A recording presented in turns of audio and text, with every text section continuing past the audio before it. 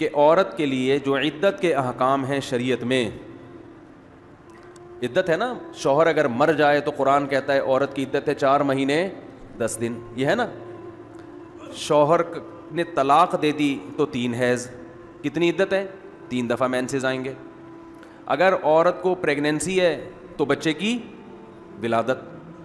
یہ 3 طرح کے احکام ہمیں قرآن و سنت میں ملتے ہیں. اور عدت پر پوری امت کا اجماع ہے کہ عورت کو جب بھی طلاق ہوگی یا وہ بیوہ ہوگی، عورت پر عدت گزارنا واجب ہے، اور اس دوران وہ زینت اختیار نہیں کر سکتی، شوہر کے گھر سے نہیں نکل سکتی.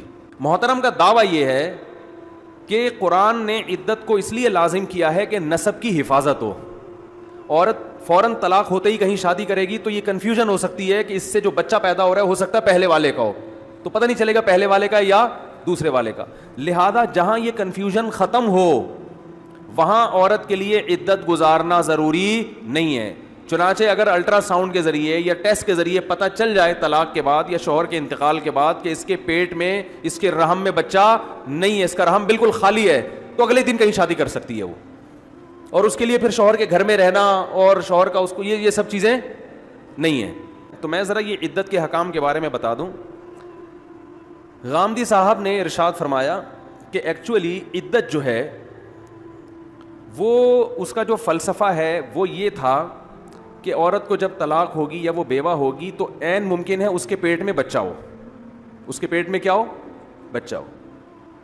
تو اس لیے 3 حیض جب وہ گزارے گی تو یہ یقین ہو جائے گا کہ بچہ بولے نا بھائی نہیں ہے. اور شوہر کی ڈیتھ کی صورت میں 3 حیض کے بجائے ذرا ٹائم زیادہ رکھا گیا احتیاط کے پیش نظر، کیونکہ 3 حیض آ جاتے ہیں 3 مہینے میں، تو 4 مہینے 10 دن تاکہ احتیاط زیادہ ہو. یہ پوری بحث کا محترم کا خلاصہ ہے. اور انہوں نے اس کی دلیل میں یہ کہا کہ دیکھیں قرآن سے یہ بات ثابت ہے کہ عورت کے پیٹ میں اگر بچہ پہلے سے ہو، یقین ہے آپ کو، شوہر کا انتقال ہوا، اگلے دن بچے کی ولادت ہو گئی تو عدت ختم ہو جاتی ہے. مسئلہ بالکل ٹھیک بیان کیا کہ بچے کی ولادت ہوتے ہی عورت کی عدت کیا ہو جاتی ہے. اس میں پھر 3 حیض یا 4 مہینے 10 دن گزارنا ضروری نہیں ہے. ایسے بھی حدیث میں واقعات ہیں، ایک خاتون کے شوہر کا انتقال ہوا، اگلے دن بچہ ہو گیا تو آپ نے فرمایا عدت ختم ہے، کہیں جہاں چاہو شادی کرو. انہوں نے کہا اس سے صاف پتہ چلتا ہے کہ اصل مقصد کیا ہے؟ نسب کی حفاظت. اور پوری تقریر کی بیس ہی غلط ہے، پوری تقریر کی بیس غلط ہے. محترم کا دعویٰ یہ ہے کہ قرآن نے عدت کو اس لیے لازم کیا ہے کہ نسب کی حفاظت ہو. عورت فوراً طلاق ہوتے ہی کہیں شادی کرے گی تو یہ کنفیوژن ہو سکتی ہے کہ اس سے جو بچہ پیدا ہو رہا ہے ہو سکتا ہے پہلے والے کا ہو، تو پتہ نہیں چلے گا پہلے والے کا یا دوسرے والے کا. لہذا جہاں یہ کنفیوژن ختم ہو وہاں عورت کے لیے عدت گزارنا ضروری نہیں ہے. چنانچہ اگر الٹرا ساؤنڈ کے ذریعے یا ٹیسٹ کے ذریعے پتہ چل جائے طلاق کے بعد یا شوہر کے انتقال کے بعد کہ اس کے پیٹ میں، اس کے رحم میں بچہ نہیں ہے، اس کا رحم بالکل خالی ہے، تو اگلے دن کہیں شادی کر سکتی ہے وہ. اور اس کے لیے پھر شوہر کے گھر میں رہنا اور شوہر کا اس کو یہ سب چیزیں نہیں ہیں. تو محترم اگر قرآن کا صرف لفظی ترجمہ پڑھ لیتے تو اندازہ ہو جاتا کہ یہ ساری تقریر کی بیس کیا ہے؟ قرآن و سنت کے خلاف، اجماع امت کے خلاف تو ہے.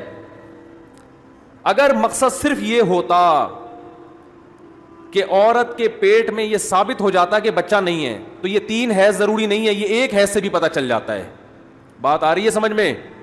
اسی لیے پوری امت کا اجماع ہے کہ پہلے زمانے میں جو لونڈیاں باندیاں ہوا کرتی تھیں ان کو جب طلاق ہوگی تو 2 حیض عدت گزاریں گی، وہ 3 حیض نہیں گزاریں گی. کیونکہ یہ پتہ تو 1 دفعہ حیض آنے سے پتہ چل جاتا ہے کہ اس عورت کے پیٹ میں بچہ نہیں ہے، کیونکہ جب پریگننسی ہوتی ہے تو حیض کا خون نہیں آتا. بات آ رہی ہے سمجھ میں کہ نہیں آ رہی ہے؟ پہلے زمانے میں جب کوئی باندی کو کوئی آزاد کرتا تھا تو اسلام میں حکم تھا اس باندی سے آپ سیکشول ریلیشن قائم نہیں کر سکتے جب تک کہ اس کو 1 دفعہ حیض نہ آ جائے. کیوں؟ اگر آپ نے ریلیشن قائم کر لیا ہو سکتا ہے یہ پہلے سے پریگننٹ ہو، تو اسلام نے اس کے لیے کیا کیا؟ 1 دفعہ اس کو حیض آنا ضروری ہے. حیض آنا اس کی علامت ہوگی کہ اس کے پیٹ میں کوئی بچہ